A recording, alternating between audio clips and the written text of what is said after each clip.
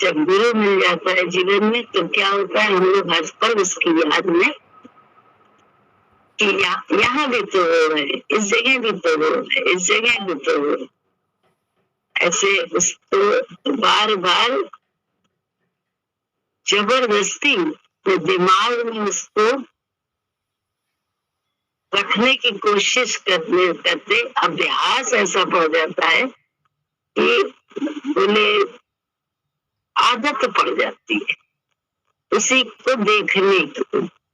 और ये आदत कितनी अच्छी हो गई, गुरु जी के कितने शुक्राने करें, क्योंकि स्थिति परिस्थिति में तो हम लोग गिर जाते हैं, कभी उठ जाते हैं, कभी गिर जाते हैं। और स्थिति परिस्थिति जो भी हो उसमें गुरु जी को याद कर ले, यहाँ भी तो आप है, यहाँ भी तो आप है। तो कैसे जो है हम उन्हीं परिस्थितियों में ही आनंदित होने लगते हैं, शांति में आ जाते हैं, क्योंकि ये परिस्थिति में तो तुम्हारी समीपता की, तुम्हारे होने का आवाज दे रही है, महसूस करा रही है, तुम यहाँ भी हो। तो जब तुम यहाँ हो तो फिर डरने की कोई बात नहीं, चिंता की कोई बात नहीं। भक्तों के लिए भजन में नहीं है कि मझधार में रहती है नैया, पर भक्त फिर भी हंस हंस कर यही कहता है, कोई स्वाद हमारा क्या जाए। ये भक्तों के लिए है, सबके लिए नहीं। सब जो भगवान के भक्त हैं, जो भगवान को देखते रहते हैं उस समय, उन्हीं को हर परिस्थिति में खोज लेते हैं, वही जो है ना इस तरह की बात कहते हैं, क्योंकि वो मंजिल तक कभी पहुंचे हुए नहीं होते, लेकिन मझधार में ही उनकी नाव होती, न इधर किनारा न उधर किनारा, लेकिन उसमें भी वो, उस मझधार में भी वो उसको देख देख कर शांति में रहती। यहाँ भी तो तुम हो, आनंद में मस्त सदा संसार बेचारा, क्या जाने हमने आनंद में सदा संसार बेचारा, क्या जाने कोई गुरु मुख को जान सके, मन मुख बेचारा, क्या जाने कोई गुरु मुख को जान सके, मन मुख बेचारा, क्या जाने अब आनंद में मस्त सदा संसार बेचारा, क्या जाने नहीं अंदर जग का राग यहाँ, मेरा अंतर से अनुराग यहाँ, नहीं अंदर जग का राग यहाँ, मेरा अंतर से अनुराग यहाँ, है भीतर जग का त्याग यहाँ, इसे स्वार्थी बेचारा, क्या जाने है भीतर जग का त्याग यहाँ, इसे स्वार्थी बेचारा, क्या जाने हम आनंद में मस्त सदा संसार बेचारा, क्या जाने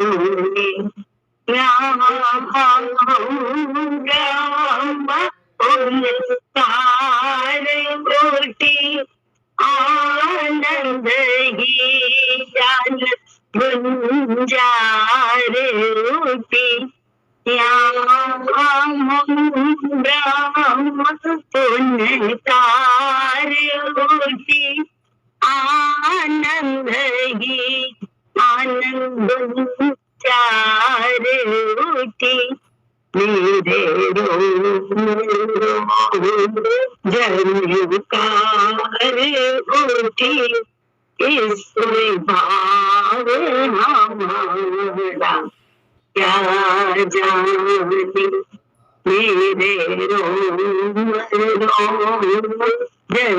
जलकार उठी कोई भाव हमारा क्या जानते हम निज आनंद में मस्त सदा संसार बेचारा क्या जानते यहाँ के सेवा सोगे क्या नहीं यहाँ जिंदगी कोई था नहीं यहाँ किसी वस्तुगी चाह नहीं यहाँ काशोगी पर नहीं यहाँ आनंद के कोई था नहीं कोई काम कटारा क्या जाने यहाँ आनंद की कोई था नहीं इसे काम कटारा क्या जाने हम निज आनंद में मस्त सदा संसार बेचारा क्या जाने यहाँ मीठा सागर बहता है मझधार में प्रेमी रहता है यहाँ मीठा सागर बहता है मझधार में प्रेमी रहता है हंस हंस कर कहता है कोई स्वाद हमारा क्या जाने हंस हंस कर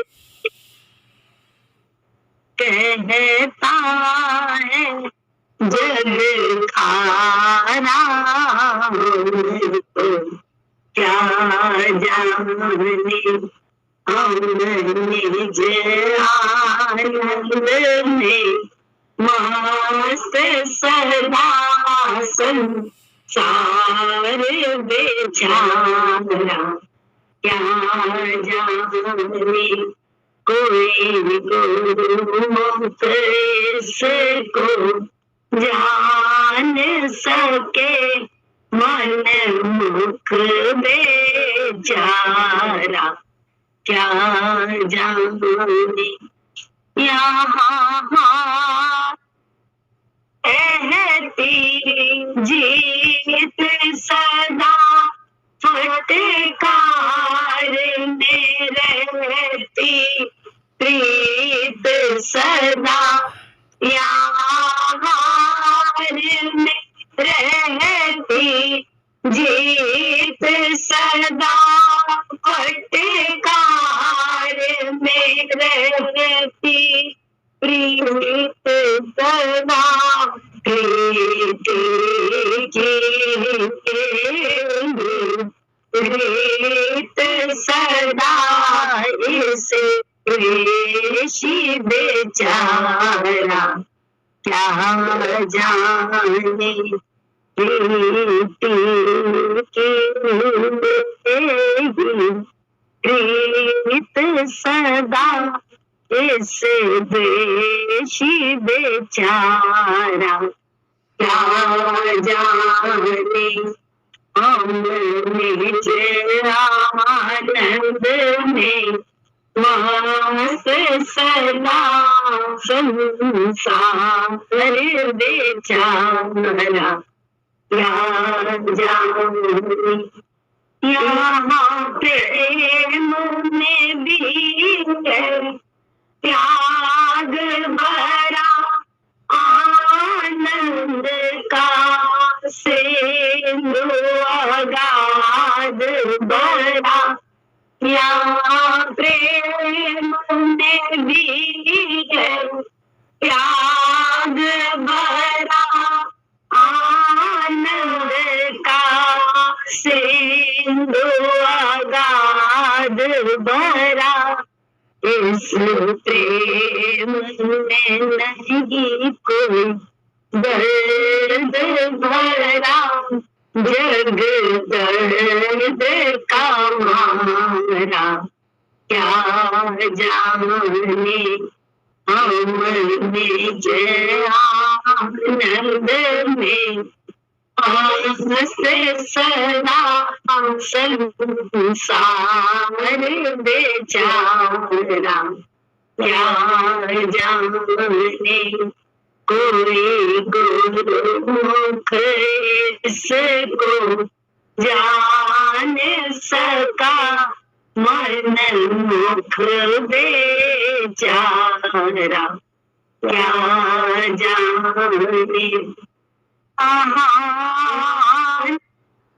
झरना बहता है प्रेमी पर निर्भर करता है यहाँ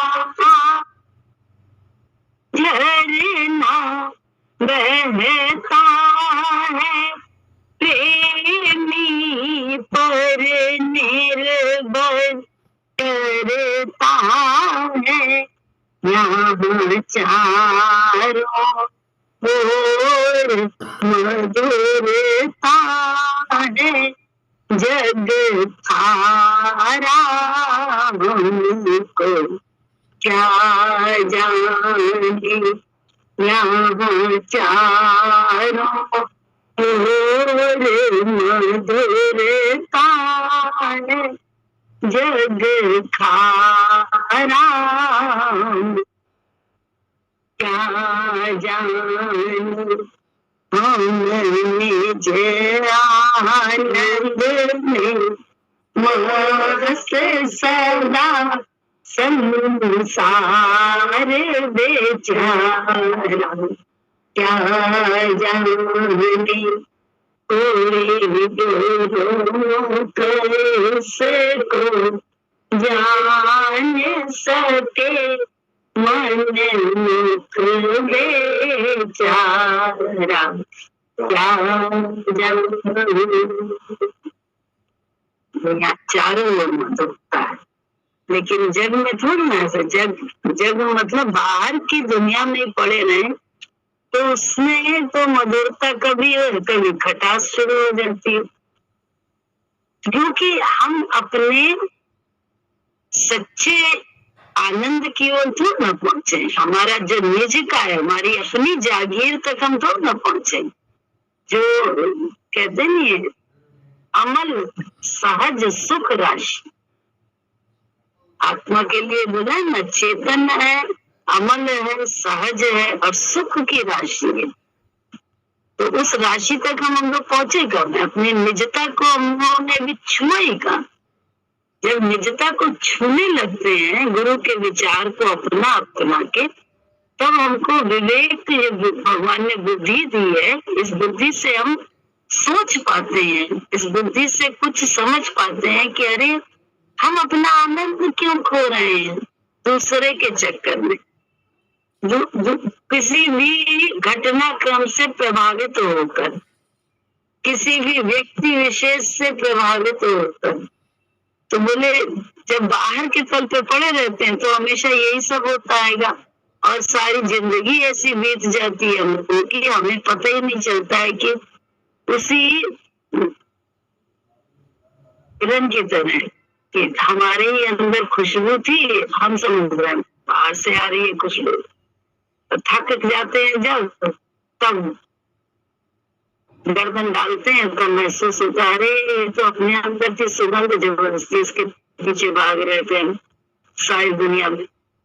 तो ये गुरु के कितने शुक्राने हैं कि गुरु जी हम लोगों को अपने विचार पे जबरदस्ती चला के हमें हमारी जागीर से जो जिसके कारण जिसके अभाव में हमें लगता है कि हम बड़े कंगाल हैं, कंगाल बिल्कुल कंगाल लगता है। अच्छा खासा धन वाला होगा, अच्छा खासा मान वाला होगा, अच्छा खासा सारे संसार में उसका नाम होगा जिसको राजा कहते हैं, सारा पूरे घर का मुखिया भी होगा, लेकिन फिर भी दुखी है।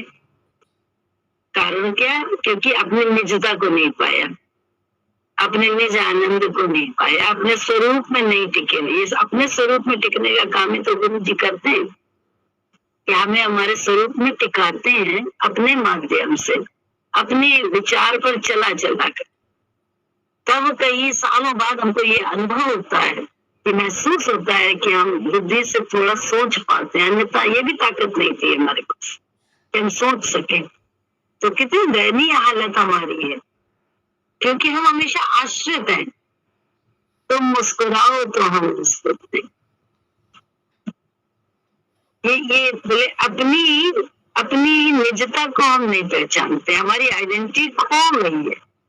वो बोले ना, एक आई थी फिल्म ना बोले वाली, पीके पीके करके, वो बोले अपनी उसकी खो गई थी, जिसको ढूंढने में लगा था कहीं से मिल जाए, जो उसका लाया था कोई बढ़िया, वही आत्मा ही तो हम लोग की भी खोई हुई है। जिसको सही जो जानता है वो ही दे सकता है। अज्ञानी कैसे दे देगा? जिसको खुद ही अपने का पता नहीं है, वो हम लोगों को कैसे दे देगा? गुरु जी ने ही अपने निज आनंद को पाया तो हम लोगों को देने की कोशिश करी, और उन्हीं से हम लोग को प्रेरणा भी मिली कि देखो ये हर परिस्थिति में कैसे संयम में रहते हैं और कितनी कुशलता से हर परिस्थिति को खींच कर आगे ले जाते हैं। उनको ही तो देखा, लेकिन हम लोगों को वहां तो छोटी सी परिस्थिति में भी देखो कैसा कैसा बवाल आ जाता है, चाल जैसे आ जाता है नन्ही सी एक परिस्थिति में। क्योंकि कारण दूसरे को हमेशा माना हमने, दूसरे के कारण हमको ऐसा नहीं, दूसरे के कारण कहाँ हम अपने आप को जान पाए, कहाँ हम लोग जो है ना अपने स्वरूप में आदत ही नहीं है टिकनी रहने की। तभी हमको हमेशा अपने हर कर्म की सामने वाले से कुछ ना कुछ अपेक्षा होती है कि वो कुछ सही गलत बोले, ये होता है ना। तो बोले हमारे लिए कोई क्या बोल रहा है, हमारे लिए क्या सोच रहा है, हमारे लिए क्या कह रहा है, उसके मेरे विषय में क्या विचार है, ये सब जानने की जिज्ञासा हर उस मन को होती है जो बाहर में ही पड़ा है, देह के उसमें। ये कोई बड़ी वो नहीं है कि बड़ी अस्वाभाविक स्थिति है, बड़ी स्वाभाविक स्थिति। लेकिन जैसे जैसे गुरु जी के पास आते हैं तो ये सबसे अपने आप ही गुरु के विचार पे रह के हटने लगते हैं कि क्या हमने क्या किया, जो हम करेंगे वही तो सामने वाला बोलेगा, कुछ और तो ना बोलेगा। तो अपने करनी पर, अपने बोल पर, अपनी सोच पर पकड़ होती है भक्त की। दूसरे की सोच और दूसरे के बोल पे कोई पकड़ नहीं होती। वो अपनी सोच को जो है ना देखता है कि हमारा नेगेटिव सोचना, हमारा नेगेटिव देखना, हमारा नेगेटिव बोलना, या हमारा नेगेटिविटी में हर वक्त रहना, ये सभी तो हमें दुख पहुंचा रहे, हमारी शांति, हमारे आनंद को ही छीने हुए। हमें लगता है दूसरे हमारा आनंद छीन, कौन है छीनने वाला, बता दो, है कोई? अगर न चाहे तो बोले कोई दुखी नहीं कर सकता, लेकिन क्या करें, आदत पड़ी हुई है, क्षण क्षण दुखी हो जाते हैं दूसरे से प्रभावित होके। तो दूसरे के प्रभाव में तो रहते हैं, क्योंकि दूसरे में ही रहते हैं हम समय से, अपने सच्चे स्वरूप में रहते नहीं है, ऊपर के झूठे स्वरूप में रहते हैं, जिसमें हर समय दूसरा चाहिए। वे कर्म करते हैं आनंद के लिए, आनंद से कर्म करते हैं, तो उसके बाद कौन सा और रिजल्ट चाहिए? सोच के देखो कौन सा और चाहिए, क्योंकि जो कुछ भी हमने किया वो आनंद से ही किया, आनंद में रहकर किया, क्योंकि हमें इस कर्म में मजा आए, हमें मजा आता है इस कर्म को करने, तो उसमें हमें सामने वाले से कहाँ कुछ जरूरत होती है। और दूसरा होता है तो दूसरा किसको बना के रखते हैं? सिर्फ अपने गुरु जी को, कि गुरु जी मुझे देख रहे हैं, अकेले में भी हम क्या सोच रहे हैं, कैसे अपने मन को संभाल रहे हैं, कैसे उल्टी परिस्थिति में भी उन्हें हम देख रहे हैं, उन्हें प्रकट करने का अभ्यास कर रहे हैं, उन्हें खोज लेने का अभ्यास करते हैं। इसी से आनंद मिलने लगता है, क्योंकि उनको खोजने का जो सोच होती है वही हमारी शांति का कारण बन जाती है, और जरा सी सोच दूसरी कर लो तो वही हमारी अशांति का कारण भी बन जाती है। तो शांति हमारी हमारे पास है, न कि दूसरों के हाथ में। सोच के देखो, हमारी शांति हमारे हाथ में, हमारा आनंद हमारे हाथ में। ये सारे समझ जो मिली वो किससे मिली? गुरु जी से मिली। अगर वो ना मिलते तो कभी इस समझ तक आ पाना या उसको खोजना कभी होता ही नहीं जीवन में संभव, क्योंकि सब तो दूसरों में टिकाने वाले हैं, हम खुद ही अपने आप दूसरों में टिकने वाले हैं, तो दूसरों को हम क्या बताएंगे?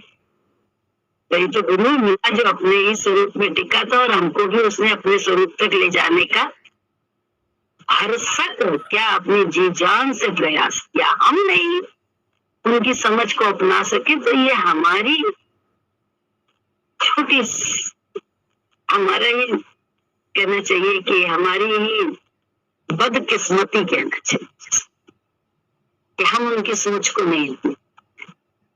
तो इतना बढ़िया गुरु मिल गया, इतना बढ़िया ज्ञान मिला, इतना सच्चा दरबार, उसके बाद भी अगर हम आज भी अगर हम दूसरों पर ही आश्रित हैं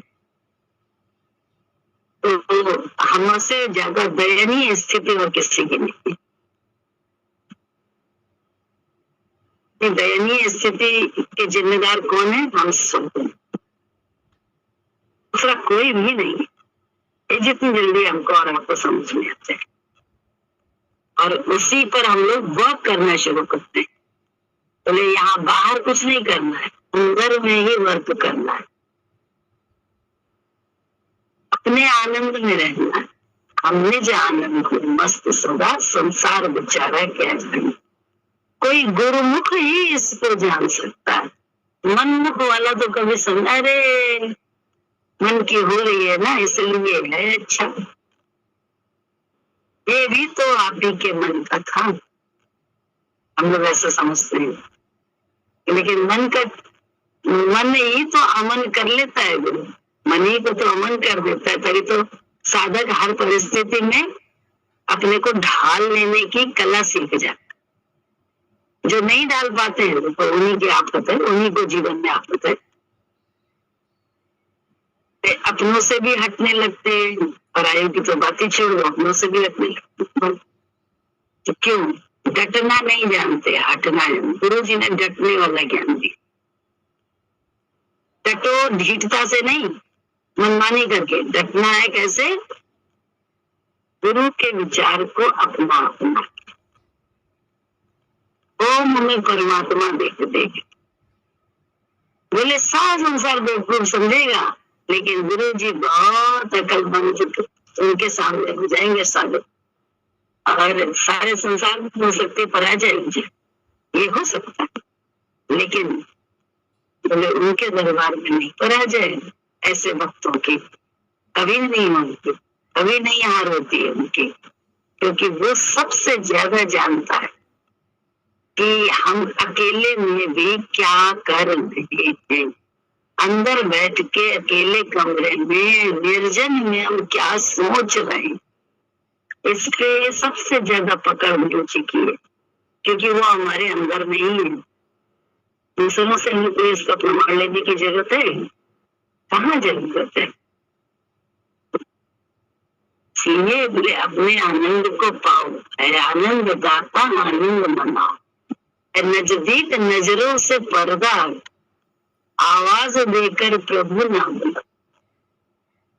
नजदीक है, हमारी अपनी सोच से भी ज्यादा नजदीक हुआ है। तो सोच को भी पैदा करता है। ऐसे परमात्मा को हम लोग यहाँ खोजने के लिए, जानने के लिए, उस पर थोड़ा सा विचार विमर्श करने के लिए बैठते हैं। बड़ा कीमती समय है, और इसका फिर अभ्यास अपने पूरे रोज के बाकी 22.5 घंटे में करने का अभ्यास करते, उसी को प्रकट करने का। ये हर भक्त का अपना खुद का, जैसे कहते खुद की सोच से वो खुद के विचार को देखता रहता है, दूसरे से के विचार को पकड़ने के लिए वो अपना समय बर्बाद नहीं करता कि कौन मेरे लिए क्या समझ रहा है, कौन मेरे लिए क्या, और उसके में समय बर्बाद करना मान अपना बहुत कीमती सांसें हैं, बड़ा कीमती समय है, जिसे सिर्फ अपने ऊपर खर्च करना चाहिए। अपने ऊपर खर्च करना, अपने को जानने के लिए कि आखिर हम लोग हैं कौन, कहाँ उठने के बाद भी, इतने सालों के बाद भी औरतें कुछ जाने ही नहीं, कुछ ही नहीं, बिल्कुल 0/0 रहता है। ज्यादा सब दूसरे दिखाई देते हैं अच्छे, अंदर की दशा ऐसी होती, कैसे बताएं क्या?